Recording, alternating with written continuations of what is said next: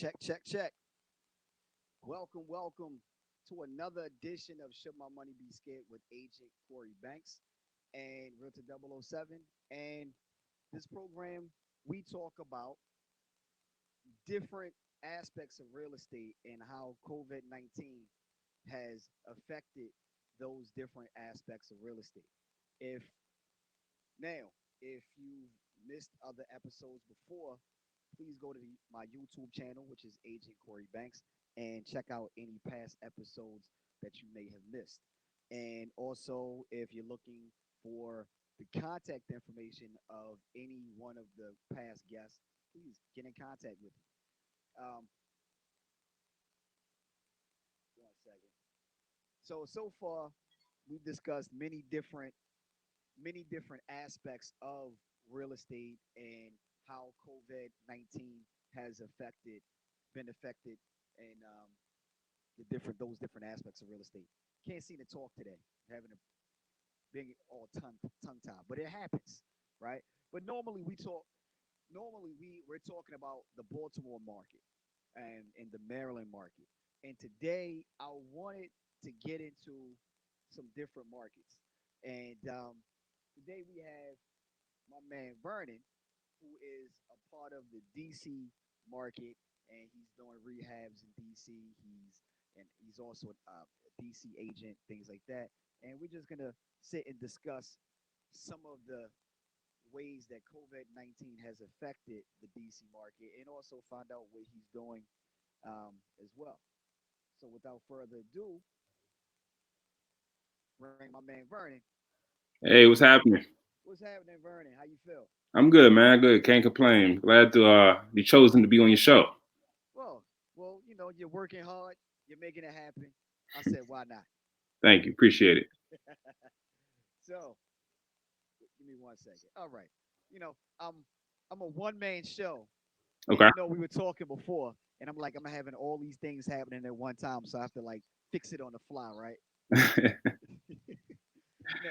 now, with that being said, tell tell the people about yourself. Tell them who Cool. you are, what Cool. you do. Yeah. So again, my name is Vernon Bond. I grew up in the Washington D.C. area. I grew up in Fort Washington, a city right outside of D.C. in Maryland, Prince George's County.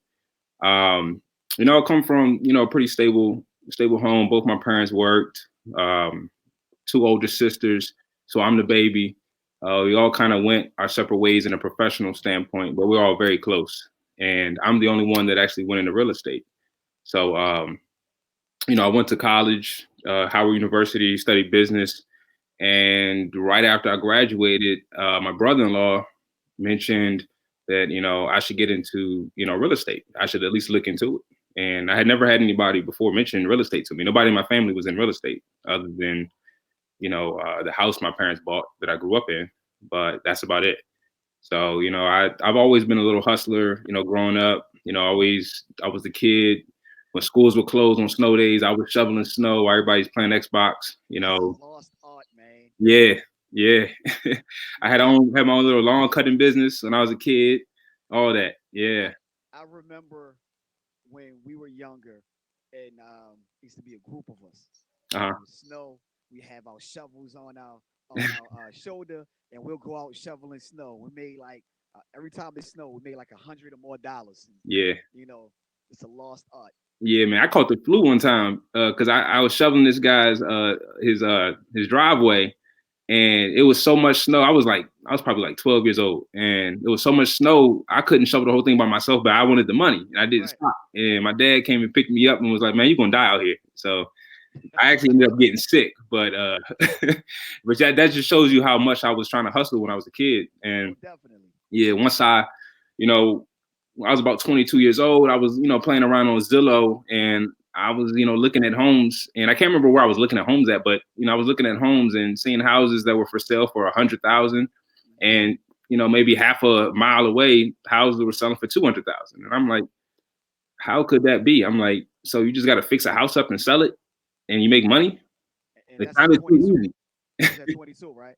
Yeah, that was at 22, and it took me about 3 years to really, mature enough so that I could take this business seriously. But I was also working. I had a corporate job at that time, so I was, working very hard with that, stressing me out, and I just was looking for, a business that I could, invest in, that I could quit my 9 to 5, and fortunately, I was able to do that by 27. Oh, well, congratulations. Thank you, appreciate it. Um, that's how you got into real estate. Now, were you always in the DC market, or did you start off in a different market at first? No, I was always in the DC market. So I first actually, well, DC, Prince George's County, Montgomery County area. Hmm. I kind of bulked that whole area as one because that's where I grew up. Right. But yeah, that's where I started. I first actually started trying to wholesale when I was like 24, around that age, and Hmm. I was very bad at it. It was very unsuccessful. But I had a a very demanding 9 to 5 job that took up so much of my mental capacity. I really wasn't able to hustle the way I wanted to. And then also my job relocated me to West Virginia for a year, so that kind of deflated my momentum once I got into real estate.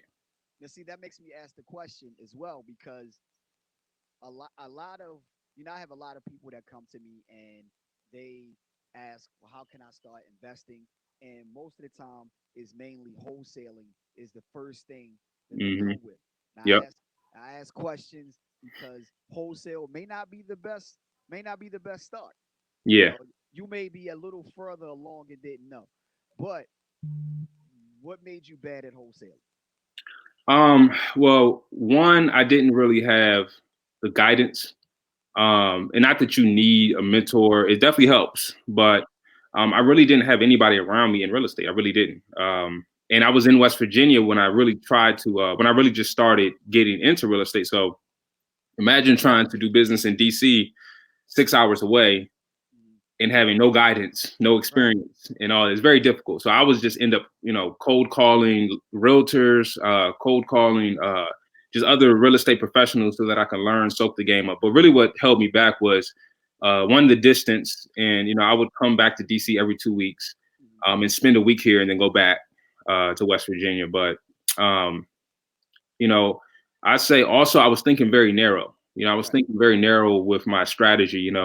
For me, wholesaling, for all I knew was you got to buy something at 40 cents on the dollar, 50 cents on the dollar, Mhm. and sell it at 60 cents on the dollar to make any money. So if you don't get a deal, you know, if you don't get a deal that low, then there's nothing you can do with it. And that's not necessarily true. There's a lot of creative ways that you can structure a deal. Actually, the first deal I ever had, I thought wasn't a deal, but it actually was a deal. I just didn't know it.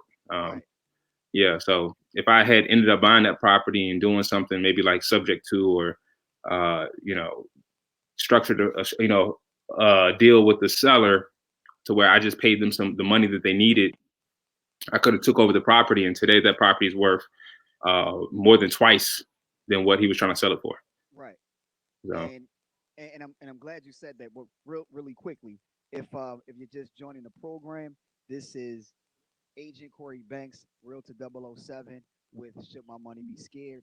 And today we're speaking to Vernon Bond, and we're talking about the DC market. Right now, we're just kind of going over how he got started, and and and he touched upon wholesale. And I'm glad you did because of the fact that one thing that you said is it may be a deal. It was a deal, but you didn't know it. yeah, And that's one of the things that we talk about a lot, the different ways to structure a deal where most people are looking at it as a wholesale deal, a rehab deal, or a buy and hold. Of course, if you're a real estate agent, I'm going to list it. But there's other ways to take down the deal as well, understanding your numbers. yeah. When My question to that, when did you find that out? When did you realize that there were other strategies that you can employ in order to get some of these deals done? Well, not for a long time later.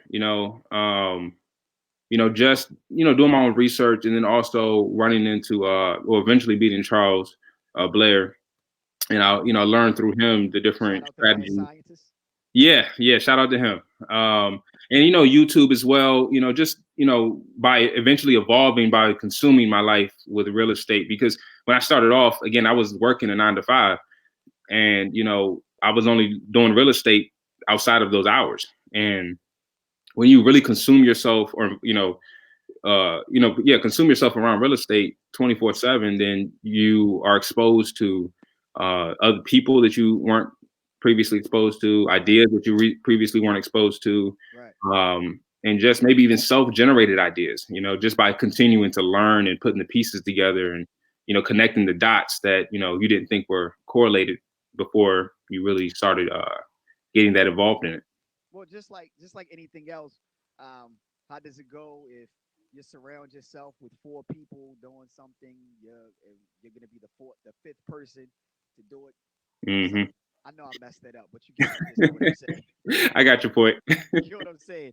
And again, yeah, if you guys have any questions, any comments, please leave them in the comment section, and I can make sure I get the rest for you. With all that being said, let's get into it. Cool. Right? You're in the you're in the DC market. Yep. You're rehabbing in DC, but you've also rehabbed in the Baltimore market as well, correct? Yep. Now, my first question is there a difference in the market? You see a difference in the market? Uh, Most definitely. DC is very competitive, just like Baltimore is very competitive too. But DC has a significant lower amount of inventory than Baltimore and Maryland as well. The values also have risen, grown dramatically. Yeah. When I was growing up, there were neighborhoods that I didn't drive to. Uh, we locked our doors when we drove through there. But Even wait, real quick. I'm sorry, Frank. Is that better? First of all, thanks, Frank. I got a message. They couldn't hear me. So can you guys hear me now? If you can hear me, please give me a thumbs up. Um, well, I know you can hear me. I'm talking about them. But continue.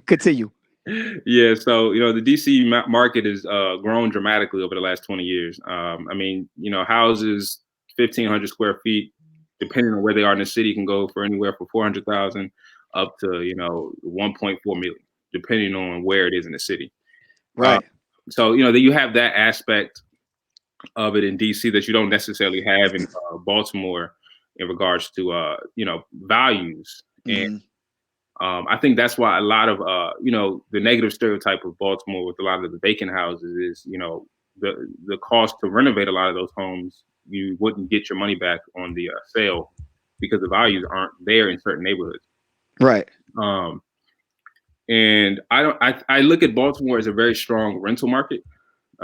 If you want to get into an area where you can buy something for 100K, rent it out for 1,400, 1,500 a month, and you can get a pretty decent return on your money. Um, Obviously, if you buy a decent property and you manage it well, but you can't necessarily get that in DC. You're not going to find a house for 100,000 in DC, and if you do find it, you're going to have competition from everybody. Even Look, uh, let me get this out first, because DC is a whole different animal, yeah, it is. right? It is. And we were talking about this. When did we come over? Was that last Last Thursday? week- Yeah, It was Thursday. Yeah, sometime last week. yeah, So, and we were talking about that because the house that you're about to put on the market is like 1,088 square feet, yeah. right? It's about 1,600 total because it's not including the basement. But Okay, so yeah, let's say we included the basement, right? uh-huh. Um, so let's say 1,600 square feet, all right? Yep, And you're saying the average townhome in uh in Baltimore is anywhere between 1,200 to 1,800 square feet, right? So now we're talking about 1,600 square feet, and that's right in the middle of the two. yeah, The average row home or townhome in Baltimore, you're looking at a value anywhere between maybe 120 in the lower income neighborhoods, hmm, and up to maybe one. like I sold one for 196. So let's say 200,000, Yeah. right? That's the range. Hmm. This 1,600, that's between 1,200 1,800 square feet, right? Yep. This 1,600 square foot property that you're selling in DC is gonna go on the market for what? So actually, it's on the market for 630,000. 630,000. Yep. It's actually the cheapest house on the block. Go That's figure. what I was. That was my next question Cheapest house on the block. because I think across the street from you sold for like 650,000, right? 660 at the end of the block. Across the street is a house listed for 650. Right. Yep. Yeah. It's a whole Yeah. different animal. And Okay. then at that you're saying that um the inventory is even lower in DC than it is in Baltimore, even though the prices are like super high. Yep. Yep.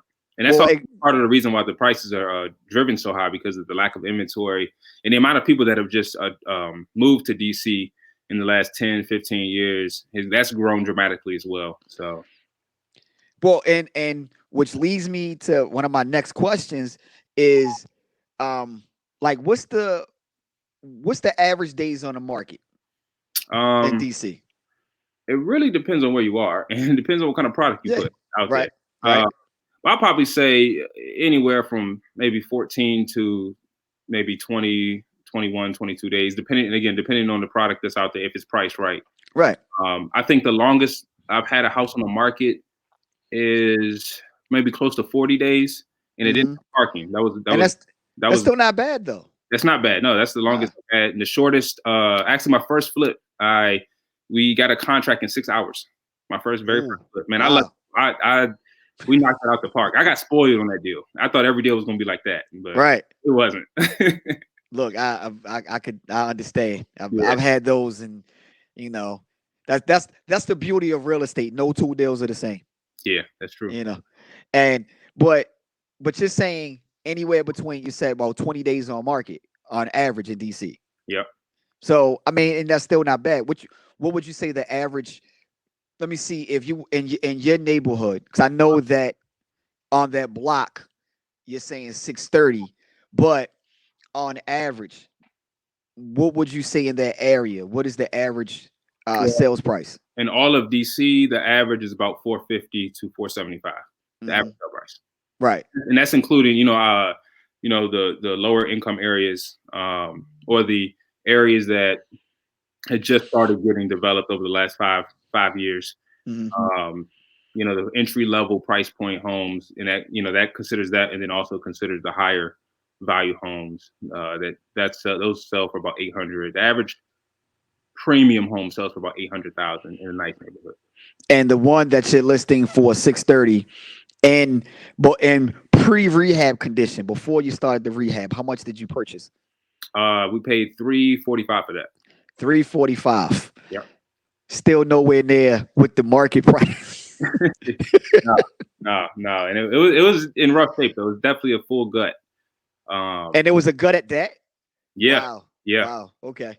yeah. And the dude that sold it to me, he came up because he paid, when he bought it, he paid like 150, I believe.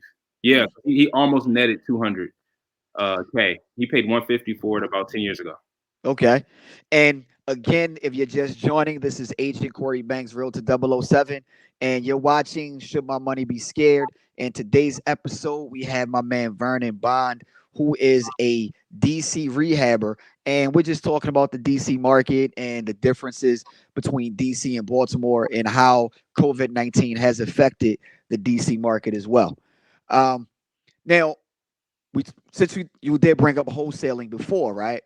Yep. Um, average when you're talking about average wholesale fee in the Baltimore area, you're saying anywhere between 5 to 10,000 on average, right? Okay. Of course, depending on the deal, all that good stuff.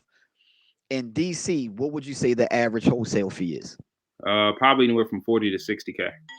40 to 60K. Yep. Okay. So for all you people, all you investors who are looking at Baltimore, you may want to look at DC too. Yeah, and it's a lot more competitive. in this market too. So just to keep that in mind. Hmm. A lot less inventory, a lot more competitive. A lot of homeowners are, just like any area, they think Right. they got more than they really do. But Yeah. it's the same anywhere. But in DC as well, there's a lot of you're doing a lot of conversions Yeah, also, yeah. right? A lot. DC is very condo friendly Hmm. city. A lot of condo conversions that have been going on, and that's actually a good point. That's what allows a lot of wholesalers to actually make bigger spreads on deals, because you could take a house that's just a traditional row home, and if it's zoned for 2 units, you Hmm. can turn around and sell it to a developer for more than what you normally would wholesale it to a regular rehabber, because Hmm. that developer is going to make substantially more on that deal because they're going to convert it. Right. Yeah, so that is a big play in DC. Okay. Now, what about the process? Because you've done rehabs in Baltimore, but you're also doing rehabs in DC. What is the process, and is that process different from between DC and Baltimore? Uh, I think the formula is the same. Hmm. Now, the way you execute it may be a little different. Um, Explain. so in DC, you got to obviously pull your permits just like you would anywhere. Hmm. But it's a lot more strict, in my opinion, in DC. Um, they have a task force that goes out looking for illegal construction. Now, Wow. fortunately, I've never had any negative brush-ins with Hmm. the DCRAs, our zoning department. Hmm. Yeah, they have a task force. They go out looking for legal construction, and they'll Wow. stop work order on your property, no question, no problem. And it's $4,000. Ooh. Yeah, it's $4,000 just to get the stop work order removed, and you got to fix whatever you did wrong anyway. So yeah, it's no joke. And then it's a very people friendly city, very people friendly, because the city put the people first. Hmm. And they may not put you first, but they'll put people first. So your neighbors, man, they could call city on you, and I had neighbors call city on me, and I had all my permits, did everything within code, and the city kept sending people out in my property harassing me just because the neighbor, she had a gripe with me. Uh, Wow. yeah, so the city is very strict on zoning, permitting, and things like that. Baltimore, obviously, you definitely need to pull your permits, do all that stuff above board. Well, but I don't see that they're as strict. I don't have as much harassment from the zoning department from Baltimore as much as I do in DC. And Yeah.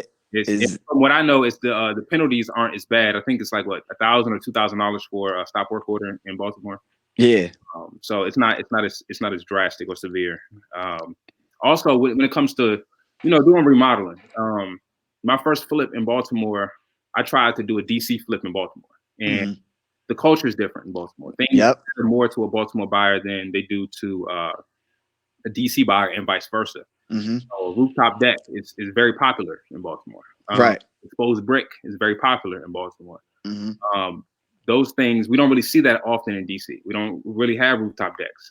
Exposed brick, you may see exposed brick in a house, but you're not going to see it on average. And a lot of things matter to Baltimore buyers that really don't apply to DC buyers. So you have to adapt to your landscape or wherever you're at when you're doing your project. What things do you see that matters to a Baltimore buyer versus a DC buyer?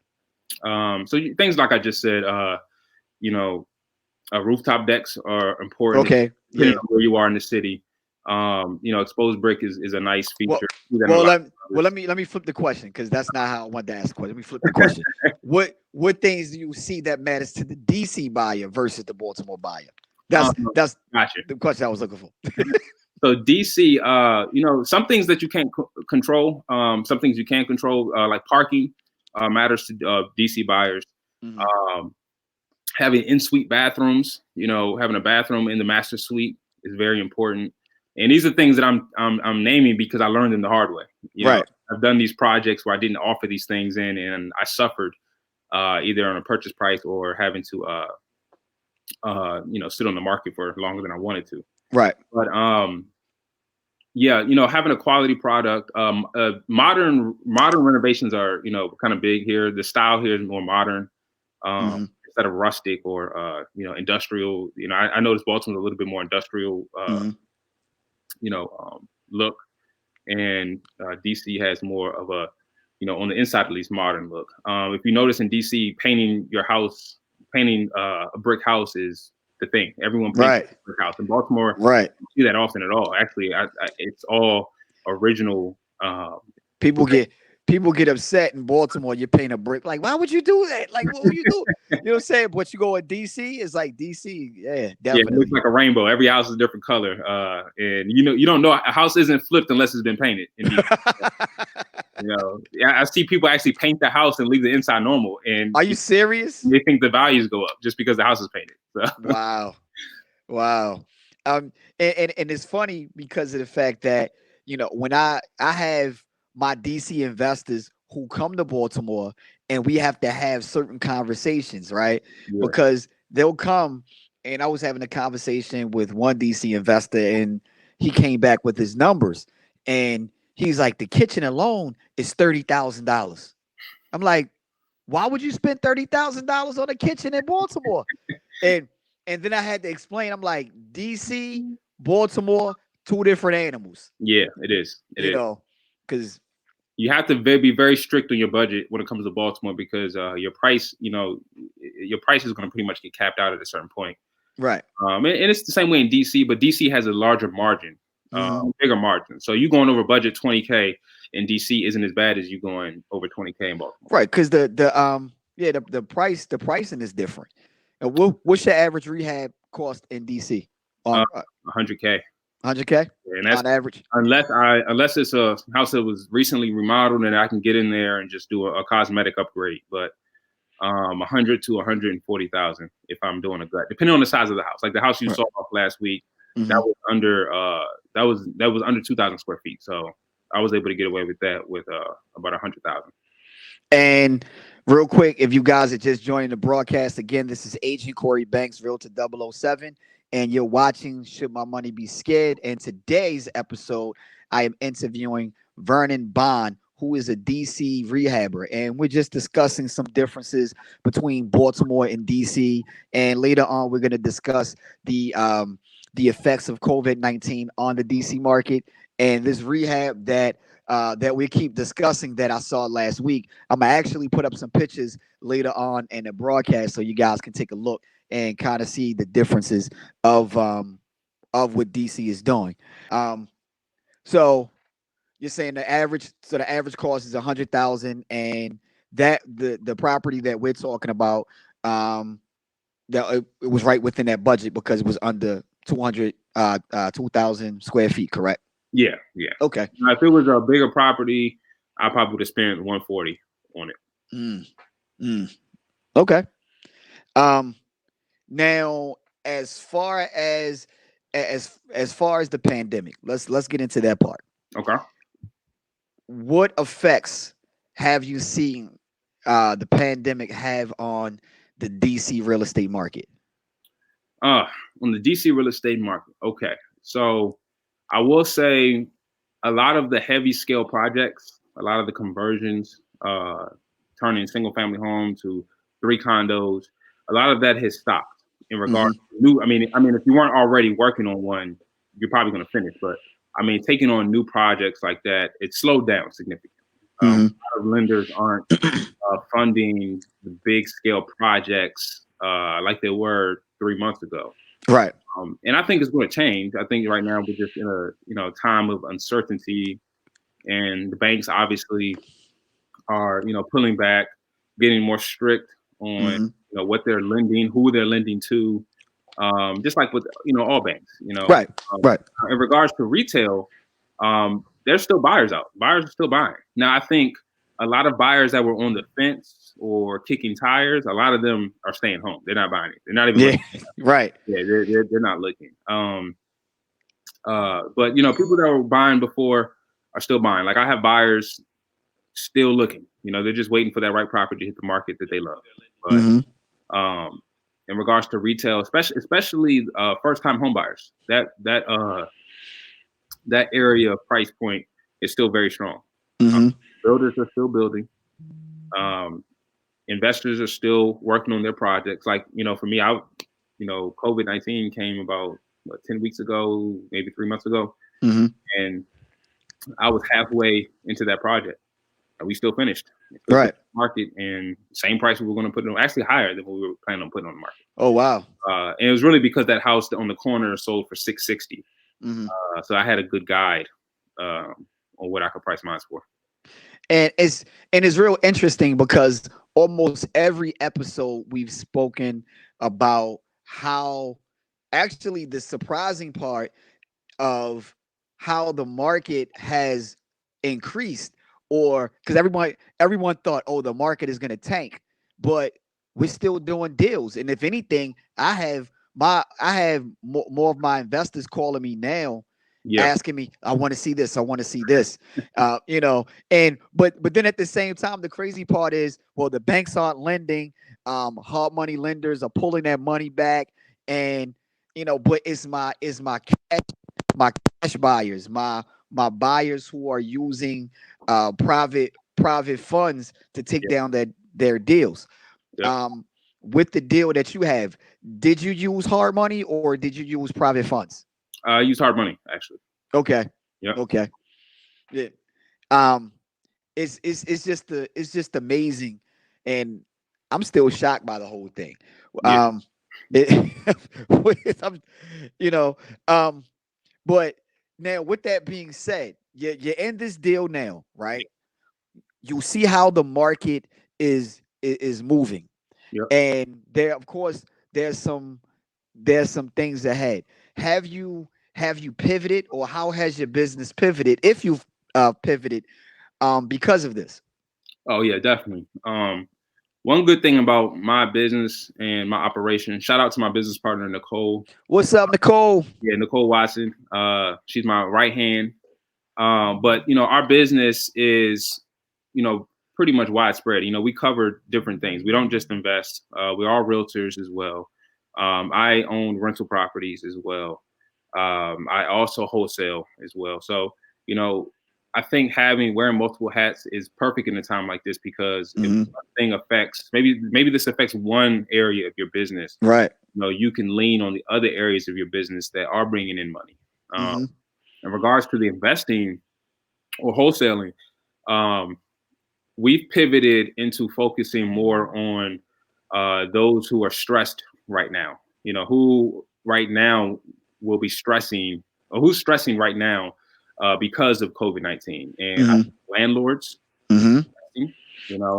The reason I know that is because I just recently got over an issue I had with my tenants, and it wasn't COVID-19 related, but Is uh, that the one we talked about last week? yeah, I think so. My property, they weren't paying rent, but they weren't paying before COVID-19 hit. They just Right. paying, and they just conveniently, and COVID-19 conveniently hit, and then that was their reason why they weren't paying anymore. And it was like, well, you We stopped. got him. We got him now. But yeah, that was actually stressing me out a little bit. So, imagine landlords that have 10 properties, and Yeah. I think most people have their tenants paying, but if you had a troubled property before, this might be the tipping point. So, Right. we're targeting landlords, that might be stressed out.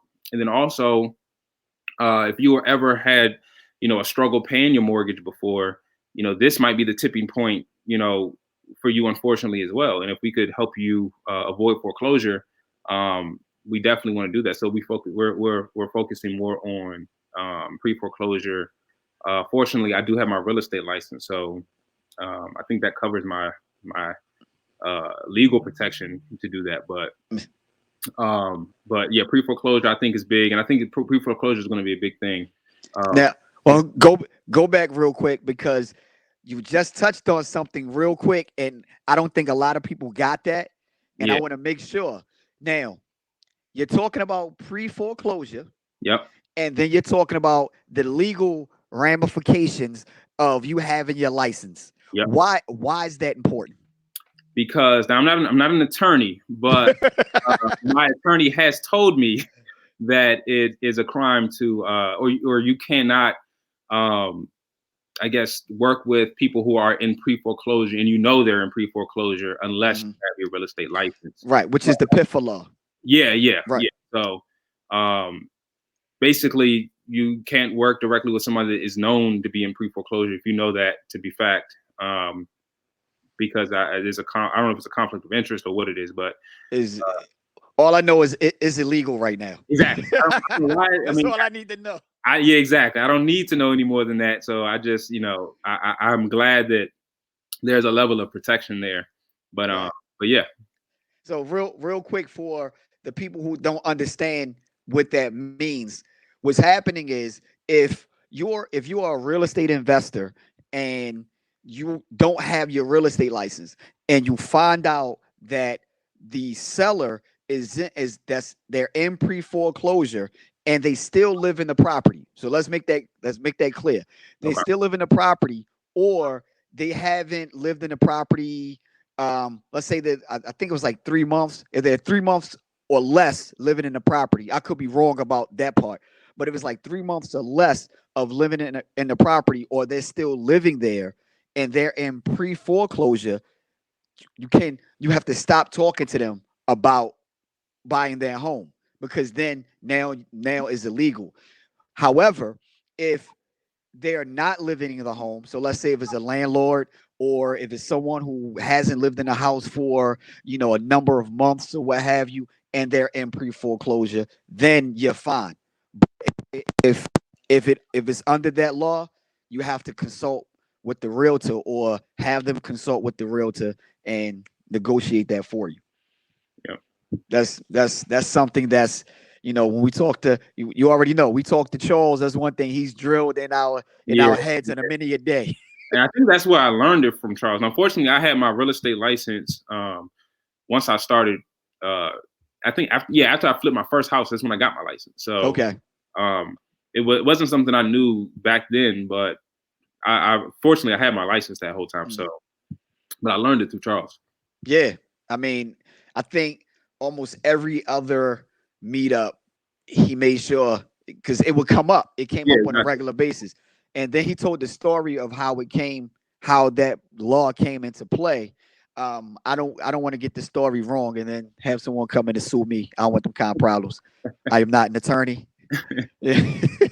um, now, what about, well, since we talked about pivoting, and we've talked about the differences of the market and how things have changed because of COVID-19, right? Yeah. Um, what's going to be the focus on your business? Are you still going to focus on more rehabs? Are you going to look at some other strategies? What's the focus of your business after this project? Well, my focus is going to still be on wholesaling. I think Okay. wholesaling drives every other aspect of my business. Definitely, definitely. I focus on, and really the focus on wholesaling is focusing on finding deals. Hmm. Um, because if you can find a deal, then you can put it in any, the best place fit. It's Right. not always going to be a wholesale deal. I come across sellers all the time that have a decent house that's not in a shape that needs to be, completely rehabbed, and, Right. and they also want a premium for the house. So that's when I take off my investor hat and I put on my realtor hat and say, well, Hmm. what? Look, I could buy this house from you, but I'm going to have to pay 60 cents on the dollar, and it's worth more than that. So Right. I think the best thing for you and for the property is to list it. Um, that comes up. Also, if it's a good wholesale deal, it may be even an even better flip. So, I may think twice about wholesaling if I can tackle the property and I'm not already knee deep into a couple other projects. If I get something off the books, then I could take on something else, and it's something I feel comfortable doing. I'll flip it myself, and we'll go that route. But focusing on wholesaling is really what our main focus is going to be, and I think it's probably going to be that for a long time. And see, and like we said before, is definitely great to know different strategies. Um, and if you're talking about wholesaling, one thing I tell people all the time, wholesaling is great to know.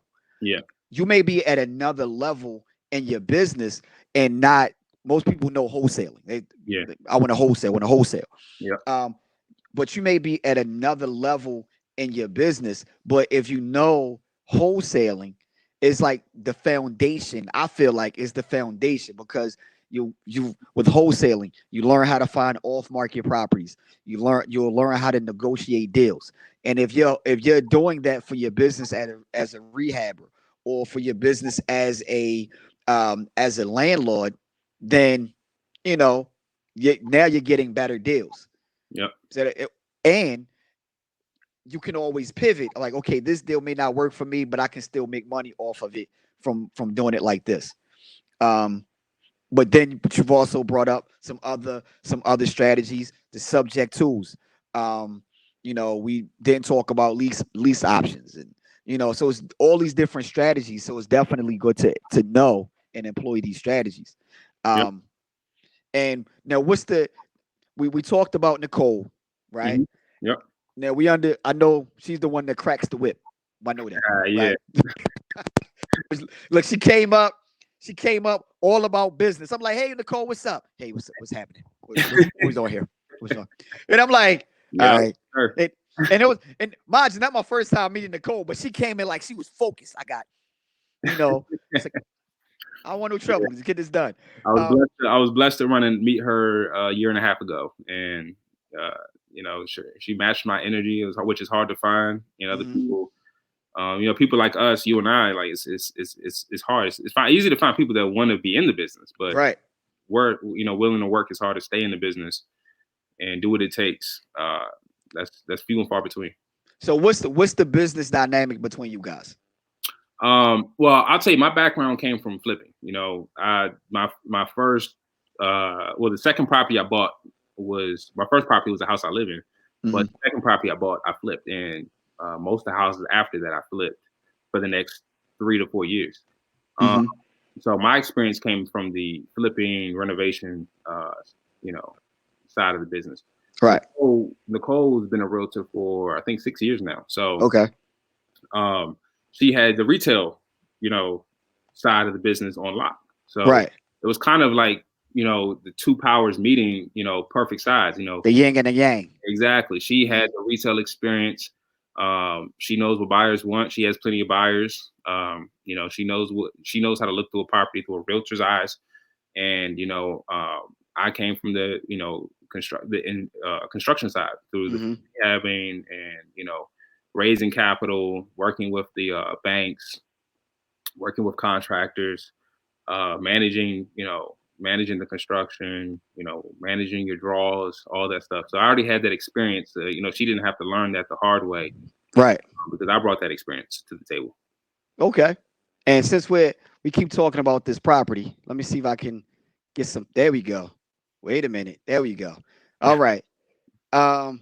So just tell me a little bit about the property. This is the So the property in DC that they're rehabbing or yeah, rehabbed. Hmm. yeah. The deal came to me through. Actually, this was a referral, so it didn't come through our marketing strategies. But I don't care where the deal comes from, as long as we tackle it. So Hmm. this came through a referral through my brother, one of his clients. My brother's in wealth management, and he's a financial advisor and all that. One of his clients had this house, and it was in terrible shape. He lived in LA, and he owned this house. Bought this house 10 years ago. He lived Hmm. in LA, then he moved back here, and the tenants had moved out, and the house was in terrible shape. And he was like, "Man, I can't live in this house." So he was talking to my brother. My brother told him that, I was in real estate and I could probably buy the property. So, anyways, long story short, came by, took a look at the property, offered him 345. He really wanted like 390. Um, I think I offered him lower than 345. I think we finished at 345. That's what we negotiated to. But got up to 345. It was a straightforward, nothing too stressful with this property. Fortunately, it's on a quiet block, so I didn't really have a lot of interference from the neighborhood. The neighbors, for the most part, were cool. Hmm. Um, the layout was straightforward. Actually, the last flip I did in DC had the same exact layout, same exact square footage, so I knew exactly what to do. I knew how to price things out. Um, yeah, and I did. The one thing I did struggle with a little bit was working with a whole new crew. Um, 2 years 2 years ago, well, not a whole new crew, but 80% of a new crew. Um, 2 years ago, I kind of split ways with my old partner, and a lot of the contacts I had, I met through him. So I really didn't even want to do business with a lot of those people anymore. So I had to pretty much rebuild a whole new crew. Uh, Hmm. but it came out very well. I mean, Yeah, definitely. it came out very well, and we did convert. The house was a 3-bed, 1 bath when I bought it. We converted it to a 3-bed, 3 bath, and we moved one of the bedrooms to the basement and turned 2 of the bedrooms upstairs into one master bedroom. Danny's friend of mine, Danny. She said that is gorgeous. Thank you, thank you. So, yes, DC is definitely a different beast. Is how I can say it. You Yeah, know, and a lot, and you have DC investors who come into Baltimore, and I think we were talking. I said this earlier, but I was in one of. terms, I was one huh? of. I'm one of those people who Oh, came, yeah. came from DC and went to Baltimore. Came into Baltimore and you say, I'm gonna buy because I can buy for 40,000 instead of 150,000, and I'm gonna put in $300,000 on a renovation, and I'm gonna sell it for 1.5, and the houses in the area are selling for 120,000. Good luck with that. Yeah, good luck. I'm exaggerating, of course, but Yeah, I'm not far from it. You nah, know, and now in Baltimore, right? Baltimore is block by block. yeah, If you're on, for instance, always use the example of 33rd Street. If you're on 33rd Street and you're going towards Lake Montebello in Baltimore, if you're from Baltimore, you know what I'm talking about. And on the right side, the houses will start at about, let's say, 70 to $80,000, and as you go down towards City College, the values get lower.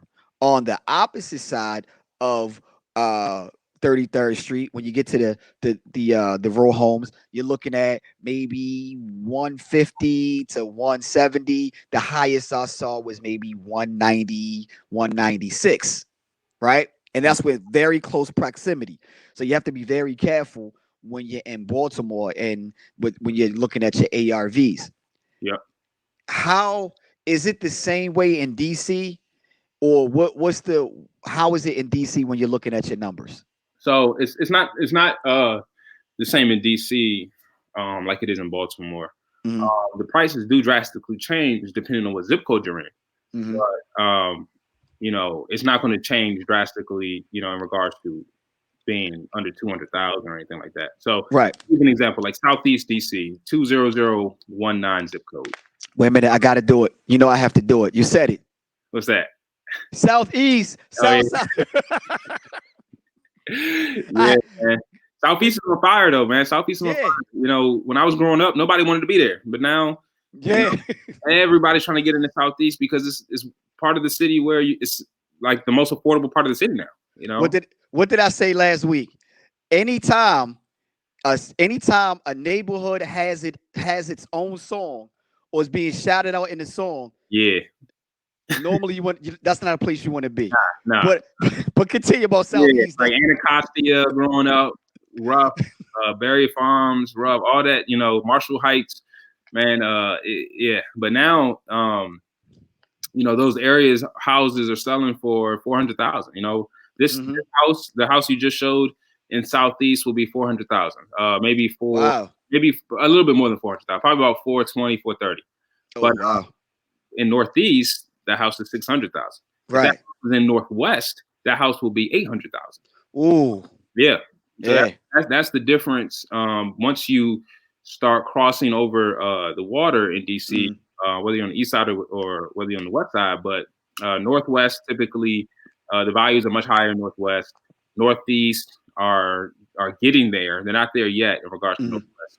Uh, Right. Southeast is probably the only affordable part of DC that exists right now. And there are some areas in Baltimore where, I mean, not quite there, but the prices do change drastically. Or if you're in that particular area, like if you're in the Canton, Yeah, uh, Bolton Hill, yeah. Reservoir Hills, that's getting kind of crazy. Okay. Um, the prices still kind of fluctuate there, but I've seen houses sell close to $1 million in Reservoir Hill. Yeah, Like but the main makeup of Baltimore is that whole block by block, you yeah. know, and UDC investors come in and you come in with your chest poked out and spending all the money, and And we then run what I tail between our legs. what you say? I said we run out what I tail between our legs. Exactly. I'm like, I tried to tell you, and then, Yeah, but you know what? It's a catch-22 at the same time. I have this conversation with a lot of my investors a lot. Is a catch-22 because where some of these out of town investors are driving up the prices because of what they're doing, and shoot, honestly, I can name at least three local investors who no four local investors who are doing DC type of rehabs uh-huh. and drive and they're getting the money. Wow. Well, good for Uh, Hey, look, I might have to have a whole episode and talk to them. They may not give me their secrets though. you. I might have to find a way to get their secrets. Yeah, they know something. Yeah, yeah. Having the designers and different things like that. Definitely. Yeah. Um, so we talked about your recent transaction, and we talked about what's next. Are you doing anything in Baltimore, or are you mainly staying in DC with your Yeah. business? I have actually I have a rental property in Baltimore, the one I was just talking about. The one Right. I was able to get the tenants out. The property has been a headache, and to be honest with you, I don't know what's going on with that area of the city, but Which area? Holland's Market. Okay. But the city has because I have three houses in Baltimore, and that's the only property that I get harassed by the city. Uh, the water bill is like three times the price. You know, Well, let um, let me just say this to you, Vernon. what's up? Since you're from DC, and maybe no one have said it to you before, and you're saying you don't know why, what I'm gonna say to you is, welcome, Yeah. welcome to Baltimore. Man. But I get fines from the city for random stuff or bills, not even just fines, but bills from the city on that property. And I'm like, man, what is going on here? Like, I don't get this from the other properties. But anyways, that property I'm actually going to uh renovate it and sell it because Mm, since I bought it, the value's gone up. So okay, and the that's a neighbor, good thing. yeah, definitely. And the neighborhood, I was just there last week, and the neighborhood's pretty stable. And I'm like, well, let me go ahead and just cash out on that property and put that money into real estate, to something else. Uh, and and don't quote me because I'm not. I haven't done a lot of business in that area here lately. But I want to say close to that area, probably the reason why the value is going up is you're also dealing with what's say University of yeah, Maryland, yeah. and they're doing something similar to what Johns Hopkins did on the east side. They're doing something similar on the west side, so that could be the reason Oh yeah, why definitely. your values. Yeah. You can tell from when I bought the house almost 4 years ago. When I drove through it at the time, and then Hmm. drive through it now, you could definitely see it's changed. A lot of development going on. Buildings popped up out of nowhere. Um, yeah, so I mean, the neighborhood, the area, that whole area has changed, dramatically since I bought it. I know it's changed definitely dramatically since before. Right. So I want to cash in on that property and take that money and put it into something else in real estate. Yeah, I always make the joke. I'm like when you see people uh out walking, jogging, and walking their dogs. yeah, that's the sign. Well, that's what DC was like. Right. Yeah, Right. Right. probably about Right. 15 years ago, you ain't see nobody outside jogging. They was probably running from somebody, but it Mm. wasn't jogging. There's a difference between jog. You know a run when you see a run. Yeah, A run. yeah. Jogging. don't have a care in the world. Yeah, Got the nah, dog right here. yeah, Got your pooper scooper or your bag or whatever. You yeah, know what I'm saying? Whole exactly. different feel. You know, but I appreciate it. We're coming close to that time. So man, I appreciate it. Congratulations Oh man, to appreciate you and Nicole. Thank Um, Tell Nicole, stop being so hard on you. you. She is softy at heart though. Like that's normally the case. It's Yeah. like it is it's like I was watching The Last Dance, Uh-huh. right? And I think a lot of people have Jordan misunderstood, man. Yeah. When you talk about that level of greatness, when you're about your business and you're on the court Yeah. or whatever your battlefield is, it's like, look, we ain't got time to play. We're coming to be the best. So that Exactly. means you have a certain demeanor. Yeah. But off the court, you know, it, off the court, I saw it's like somebody said, off the court, he was a nice guy. He Yeah. laughed, joke, and whatever. If he likes you, he likes you. Yeah. So Nicole is cool with me. Yeah. But once again, thank you. No, I I appreciate you. appreciate you. Nah, man, thank you. And continue success. And you already know if you need something from me, let me know. We gotta talk about some things later anyway. Okay. So, you know, how if someone needs to get in contact with you in DC and tell them how to get in contact with you. Well, you can contact me pretty much any way. You can shoot me a text on my cell phone, 202-740-8031. You can shoot me an email. My email is vernon.bond3 @gmail.